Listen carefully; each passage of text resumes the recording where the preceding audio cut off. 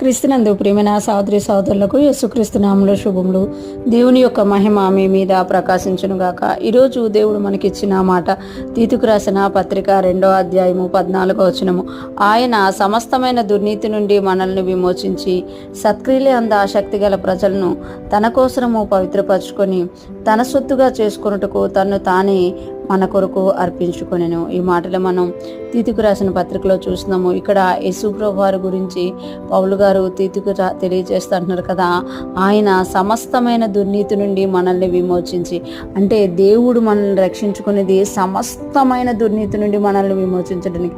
అంటే సమస్తము అనే దగ్గరే మనకు అర్థమవుతుంది ఎంత దుర్నీతి ఈ లోకంలో ఉంది, మనలో ఉంది అనేది. ఆ సమస్త దుర్నీతి నుండి మనల్ని విమోచించడం కాకుండా సత్క్రియల ఆసక్తి గల ప్రజలను తన కోసరము పవిత్రపరచుకొని, ఎవరైతే సమస్తమైన దుర్నీతి నుండి విమోచింపబడుతున్నారో వారికి సత్క్రియల యందు ఆసక్తి కలిగేటట్టుగా చేస్తున్నారంట. యేసుప్రభు వారు అంటారు కదా, మీ వెలుగు లోకంలో ప్రకాశింపనీడి, మీ సత్క్రియలు చూసి మీ తండ్రిని మహిమపరచునట్లు అని అంటారు.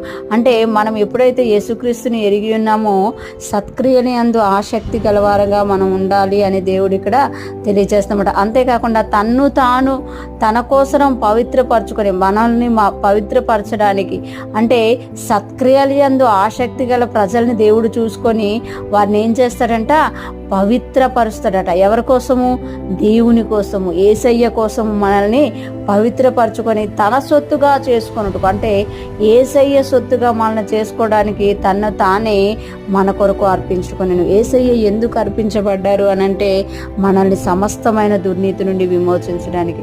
సత్క్రియల యందు ఆసక్తి కలిగే ప్రజలుగా మనం అయ్యి ఆయన కోసం పవిత్రపరచబడి ఆయన సొత్తుగా మారడానికి యేసయ్య అర్పించుకున్నారు, తనను తానే మన కొరకు అర్పించుకున్నారు అని ఇక్కడ తీతుకి పౌలు గారు తెలియజేస్తున్నారు. నిజంగా మనము చీకటిలో ఉన్నప్పుడు, లోకములో ఉన్నప్పుడు, అనేకమైన దుర్నీతితో నింపబడినప్పుడు యేసయ్యని ఎరిగిన మనల్ని సమస్త దుర్నీతి నుండి విమోచించడమే కాదు, సత్క్రియల యందు ఆసక్తి గలవారిగా చేసి మనల్ని పవిత్రపరిచి తన సొత్తుగా చేసుకొని ఆయన రాజ్య నివాసులుగా మన కొరకు మనల్ని చేసుకున్న దేవునికి మనం స్తుతులు చెల్లించాలి. అందుకొరకే ఆయన మన కొరకు అర్పించుకున్నారంట. ఈరోజు ఫ్రెష్ మన వింటున్న ప్రతి ఒక్కరూ జ్ఞాపకం చేసుకోవాలి, మనం యేసుక్రీస్తుని ఎరుగుతున్నామా, యేసుక్రీస్తు వాక్యము ద్వారా మనము పవిత్రపరచబడుతున్నామా, ఆ వాక్యము ద్వారా సత్క్రియలు చేయడానికి ఆసక్తి గలవారుగా మారుతున్నామా, ఆయన సొత్తైన వారిమి అన్న గర్వంతో మనం అతిశయంతో మనం ఉంటున్నామంటే అదంతటికి కారణం ఏంటి అంటే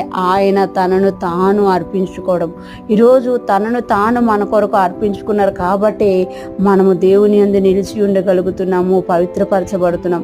కనుక మనము చేసింది ఏమీ లేదు కనుక దేవుడు చేసిన ప్రతి దాన్ని, యేసయ్య మన కొరకు అర్పించుకున్న దాన్ని తలంచుకుంటూ ఇంకా మనము ఆయన మన జీవితంలో చేయాలనుకుంటున్న దాని కొరకు మనము తనకు తాను అప్పగించుకుంటూ ముందుకు సాగిపోదుము గాక.